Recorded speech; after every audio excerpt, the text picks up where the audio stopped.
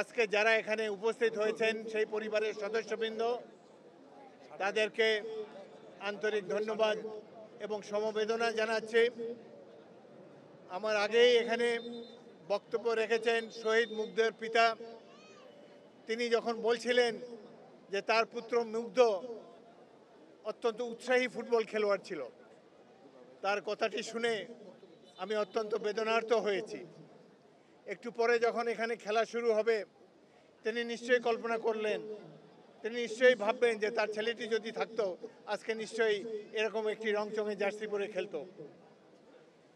পিতা মাতা তারাই অনুভব করে পুত্র সন্তানের বিয়োগ ব্যথা। এইভাবে হাজার হাজার মায়ের বুক খালি করেছে স্বৈরাচারী শেখ হাসিনা। আজকে এই যে মাঠে আমরা খেলতে এসেছি, অনেক পুরনো কথা মনে পড়ে। আমি বেসিক্যালি আগে ক্রীড়া জগতেরই লোক ছিলাম। 17 বছর ঢাকা ফুটবল লিগে খেলেছি। এই ধানমন্ডি ক্লাব খুব ভালো একটি টিম ছিল।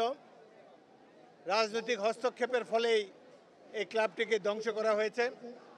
এই ক্লাবের সেক্রেটারি খায়রুল আলম পেয়ারু, নির্মমভাবে তাকে হত্যা করা হয়েছে। 10 বছরের সাধারণ সম্পাদক, কোনো বিচারও হয় না এটার।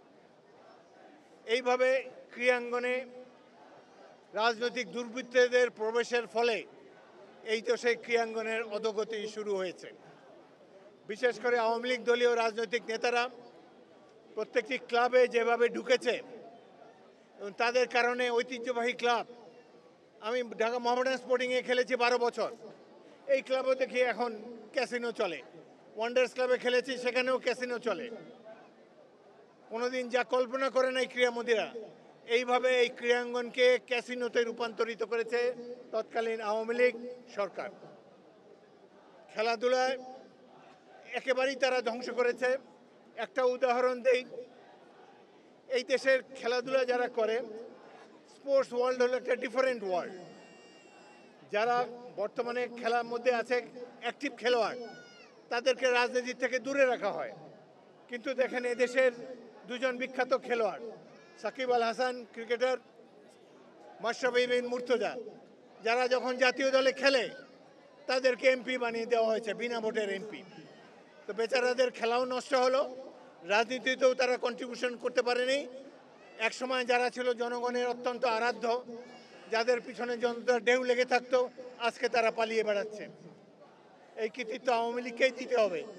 তারা কিভাবে ভালো একটা জিনিসকে নষ্ট করে, এই সাকিব এবং মাশরাফির মাধ্যমেই সেটি প্রমাণ হলো।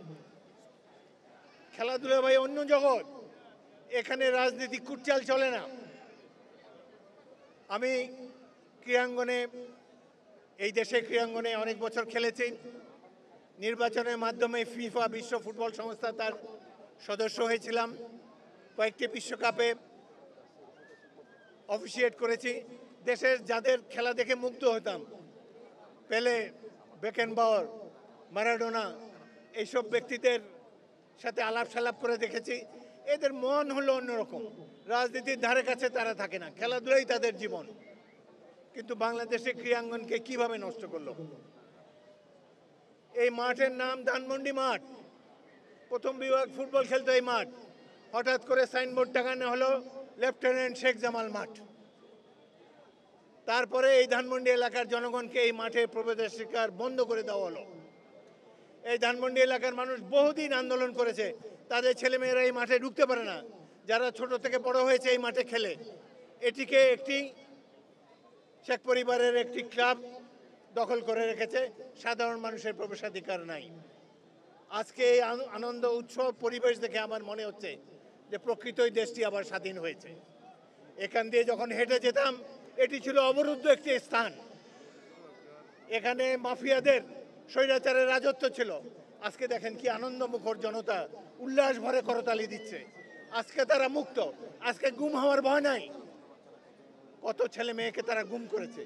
এই শহীদ পরিবার যারা এখানে এসেছে, এরা কোনো রাত্রে ঘুমোতে পারে না। তারা যখন তাদের ছেলে সন্তান ভাইয়ের কথা মনে হয়, তারা অভিসম্বাদ দেয় এই স্বৈরাচারী শেখ হাসিনাকে। এই কারণে এই পরিবারের উপরে যে দুর্যোগ নেমে এসেছে, আল্লাহর গজব নেমে এসেছে তাদের উপরে। দেশের রাজনীতিকে ধ্বংস করেছে, এবং সাথে সাথে এই দেশের খেলাধুলাকেও ধ্বংস করেছে।